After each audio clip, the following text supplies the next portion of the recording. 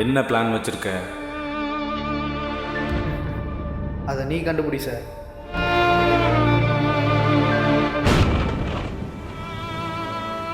ஒரு கதை சொல்லட்டுமா சார்? என்ன சொல்ல போகிறேன்? பெரிய பெரிய ஸ்பான்சர் பிடிப்பேன்னு சொல்லுவேன், ஹெட்பால்களில் நடக்கணும்னு டிஜே வேணும்னு சொல்லுவேன், அப்புறம் இதெல்லாம் நானே நடத்தி காட்டுவேன்னு சொல்லுவேன். அதானே?